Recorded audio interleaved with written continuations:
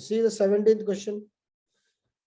Considering the threats cyberspace poses for the country, India needs a digital armed force to prevent crimes. Critically evaluate the National Cyber Security Policy 2013, outlining the challenges perceived in its implementation, in its policy implementation. So a question in 2015 is asking about 2013, may not be completely relevant today. Okay, but still, just try to give the framework.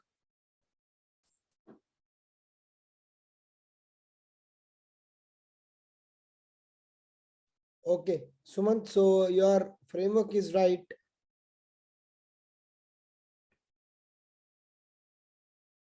Okay, conclusion is also good.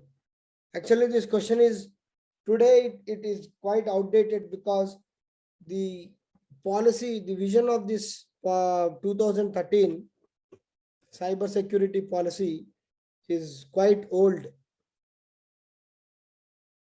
Okay, the cyber security policy's vision is quite old. So I was just looking at, because I also don't remember what is the 2013 policy. I was just looking at the internet about this particular policy. It's a very basic thing, like, in 2013, obviously, we do not have the, we do not have the clarity about the cyber security, cyber thing. So they just wanted to have some visionary steps. Okay, in that context, they have created this particular national cyber security policy. Okay, so basically in this question, you will just give the introduction about the need for the digital armed force or the cyber security policy.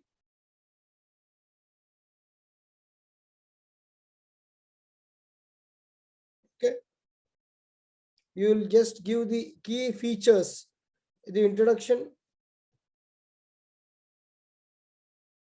Yeah, we have done that, right? Yesterday, data protection bill.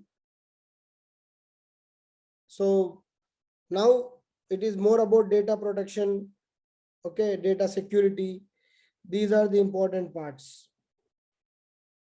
Basically, if you look at the important features of that National Cyber Security 2013, it is asking for creation of digital literacy and awareness about the cyber security and how cyber vulnerability is there, and that should be mitigated. Okay, and create cyber ecosystems and framework for security policies, and having 24/7 mechanisms for obtaining strategic and information regarding any threats to the information and communication technology, to sustainable indigenous security technologies. So making this security technologies as indigenous, improving the visibility of integrity of ICT, that is information and communication system, creating a large workforce who can actually get employment into the cyber security, and enhancement of capabilities through legislations, development of PPPs, and promoting shared understanding and leverage relationships. I'm just sharing that direct PDF of the Government of India in our group. Okay, so now today these aims and objectives are not so relevant because we have come lot further. As Suman said, you see how the questions with regard to cyber security are not relevant anymore today. Like, the policy of 2013 is not relevant today. But even today, the 2013-14 question on Naxalism is very much relevant. So the progress on two different issues is completely different.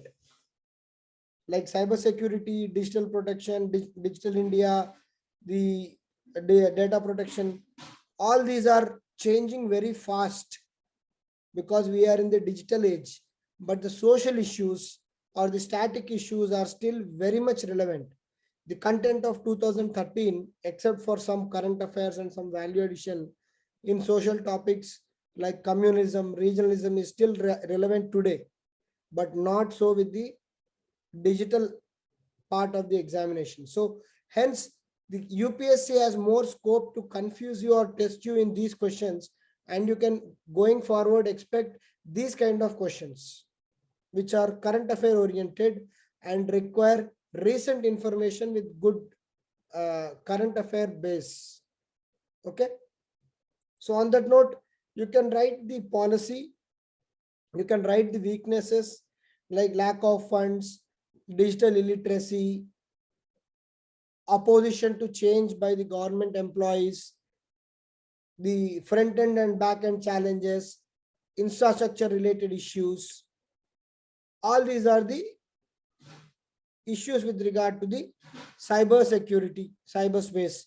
And then in the conclusion, you can write that the way forward is going to be data. Okay. Data is going to be the new oil, that is being said, right? In fact, one of the essay topics also was like that. Data is the new oil. So data is the new oil. And hence the importance of cyber security is all very much relevant in the present age. The need of the hour is to have proper policies in place to get the cyber protection done. Fine? Clear? Yes, sir. Yes. Sumant, you are right.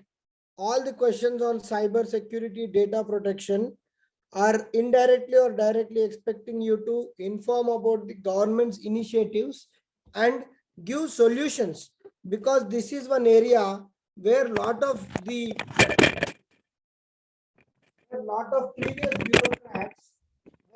previous bureaucrats also do not have sufficient expertise or knowledge.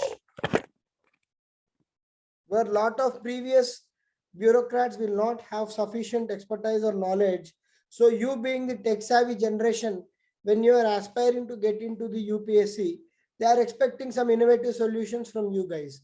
So wherever possible, along with the government schemes or government initiatives, give your solutions also, which are innovative and will definitely stand out. Okay. Fine. See the third 18th, that is the 18th question. Keeping in view India's internal security, analyze the impact of cross-border cyber attacks. Also discuss defensive measures against the sophisticated attacks. There are two dimensions in this question.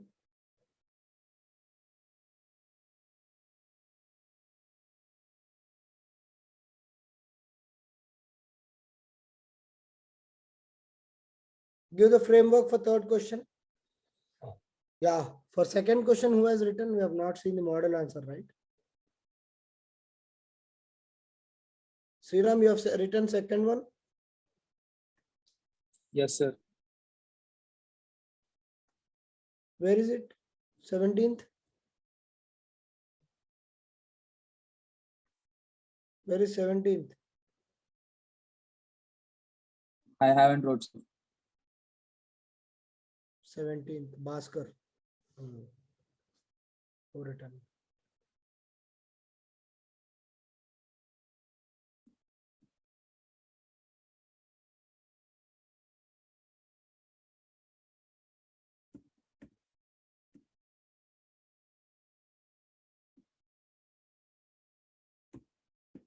Okay.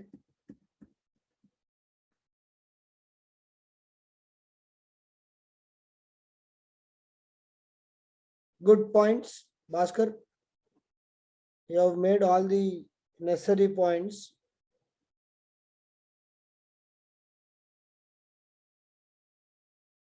See, today the answer may not be so relevant because most of the initiatives government has taken and it has already implemented.